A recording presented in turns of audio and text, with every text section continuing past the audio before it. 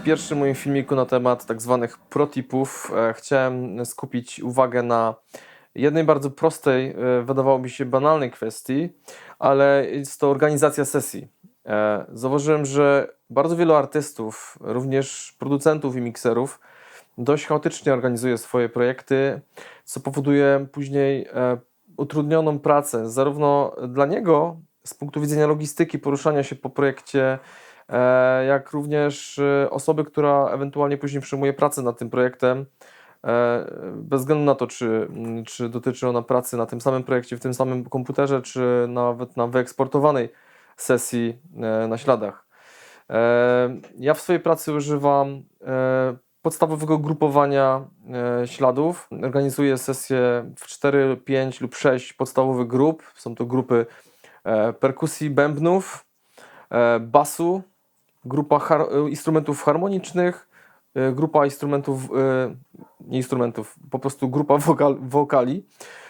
I te wokale dzielę również na wokal główny, na wokale dodatkowe. To będą chórki, jakieś duble. W tym przypadku mamy tutaj już 6 grup i grupowanie w ten sposób daje tą fajną właściwość sesji, że możemy odsłuchiwać jednym kliknięciem, solując po prostu daną grupę, daną grupę instrumentów, czyli na przykład jeżeli słyszymy, że w danym miksie coś tam nie gra, mamy jakieś problemy z selektywnością instrumentów, to włączenie samej grupy bębnów albo wyłączenie grupy bębnów, wyłączenie samej grupy basów, odsłuchiwanie pojedynczo tych grup, czy to będzie grupa harmoniczna, czy to będzie grupa bębnów, od razu daje nam bardzo szybki wgląd w zawartość tej grupy. Możemy szybko zidentyfikować problem. To może się wydawać banalne, ale w realnej pracy zmienia to bardzo dużo. Po prostu jesteśmy bardzo szybko w stanie zmienić perspektywę odsłuchiwania utworu, szybko wejść nie w daną jedną ścieżkę, która niczego nam nie mówi, bo tak naprawdę odsłuchiwanie ścieżek polega na porównywaniu tych ścieżek, czyli odsłuchiwanie w pewnym kontekście. Także jeżeli na przykład ustawimy sobie kontekst odsłuchu bębny plus harmoniczne, to jest to zupełnie inny kontekst niż gdybyśmy odsłuchiwali cały mix albo w konfiguracji bas i harmoniczne. Szybkie przełączanie się między takimi różnymi perspektywami odsłuchu daje nam duże możliwości wychwytywania błędów, głównie ze względu na to, że nasz mózg bardzo szybko przystosowuje się do dźwięku i filtruje bardzo wiele informacji. Zmienia on też perspektywę. To się dzieje poza naszą świadomością, ale pewnych rzeczy po jakimś czasie nie jesteśmy w stanie wychwytać. Dlatego szybka zmiana perspektywy dla mózgu jest koniecznością kolejnej szybkiej adaptacji, co w pewien sposób resetuje jego pracę i znowu staje się wrażliwy na pewne zmiany w dźwięku, co pomoże nam po prostu szybciej wychwycić pewne problemy lub po prostu zoptymalizować miks pod kątem jakiejś tam naszej koncepcji na brzmienie. Ciągłe kręcenie gałkami, no niestety czasami powoduje więcej problemów niż pożytku, dlatego lepiej pracować krócej, a efektywniej niż wiecznie szukać śladów, wiecznie tracić czas na jakieś przełączanie się, grupowanie ścieżek, które są porozrzucane po projekcie. Dlatego dobrą praktyką jest to grupować bębny, bas, harmonia, wokale. Ja Wam pokażę na moim projekcie kilka sekund, jak to wygląda. Jako jeden z przykładów czytałem projekt mojego ostatniego singla Healing i jak możecie zobaczyć, mam tutaj 5 stref. Pierwsza strefa to są instrumenty perkusyjne, bębny. Właśnie jak możecie zauważyć, dobrze też jest kolorować sobie te strefy, bo nawigacja w takim projekcie jest znacznie łatwiejsza. Kolorami widzimy, gdzie się kończą pewne strefy i przewijając, scrollując projekt, łatwiej się jest po prostu w nim odnaleźć. Kolory u mnie jakoś nie stanowią dużego priorytetu, ale jak już mam więcej czasu, to po prostu koloruję te ślady. W ten sposób zwyczajnie łatwiej mi się pracuje. Na niebiesko widzicie grupę bębnów i aby mógł taką grupę szybko odsłuchać bez solowania każdej ścieżki z osobna, wystarczy, że kliknę na grupie All Drums Solo i mogę odsłuchiwać.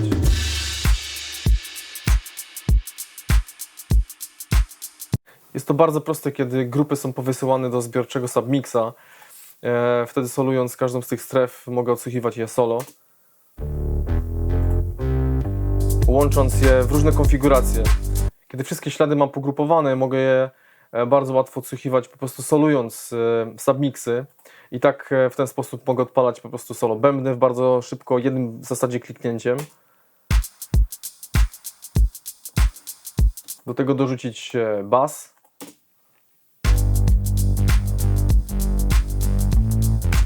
Czy odsłuchać samą grupę harmonii. Dołączyć bas. Czy posłuchać harmonii i bębnów.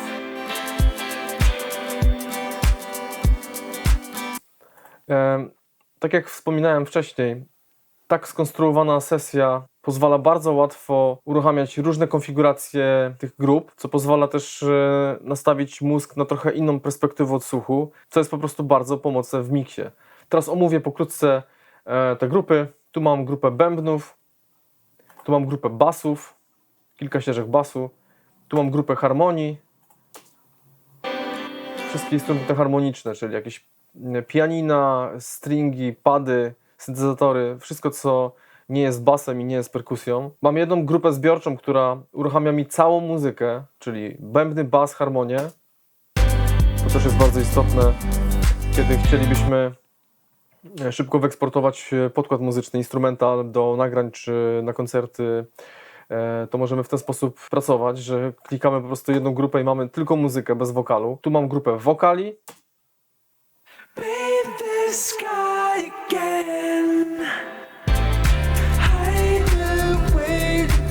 I tak to właśnie działa. I ostatnia grupa to są grupy chórków.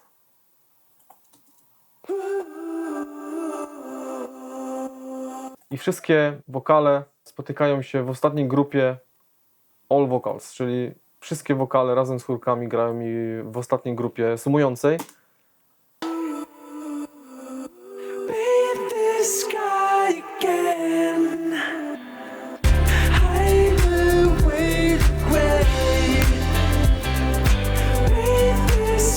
Jak widzicie, jest to bardzo proste, bardzo intuicyjne i kiedy stworzycie sobie taki projekt, powiedzmy w formie szablonu, to układanie ich w ten sposób będzie całkowicie naturalne, będzie przebiegało automatycznie, bez konieczności każdorazowego konfigurowania tych wszystkich grup.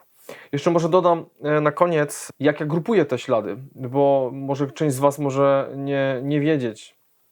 Grupowanie polega na tym, że wykorzystujemy najbardziej podstawową funkcjonalność każdego programu do produkcji muzyki. Tworzymy submix, grupę, do której wysyłamy sygnały i one tam się sumują. Ja sobie jeszcze je czasami koloruję na kolor czerwony, żebym wiedział, że to są właśnie submixy czy auxy, ale to już jest jakby kwestia upodobań każdego z Was. No i tak to właśnie działa. Grupowanie, czyli tworzenie takiego routingu, wysyłek śladów do grup. Te grupy możemy wysyłać jeszcze do kolejnych grup i tworzyć sobie taką hierarchiczną budowę sesji, gdzie wszystko i tak spotyka się summa summarum w maszynie master. Jeśli macie jakieś pytania odnośnie tego grupowania, jak to w praktyce zrobić, być może część z Was nie korzystała wcześniej z grup czy submixów, to w zależności od programu może się inaczej troszeczkę nazywać, ale funkcjonalność jest przewidziana w każdym programie identycznie, ponieważ jest to funkcjonalność, która pochodzi jeszcze z konsolet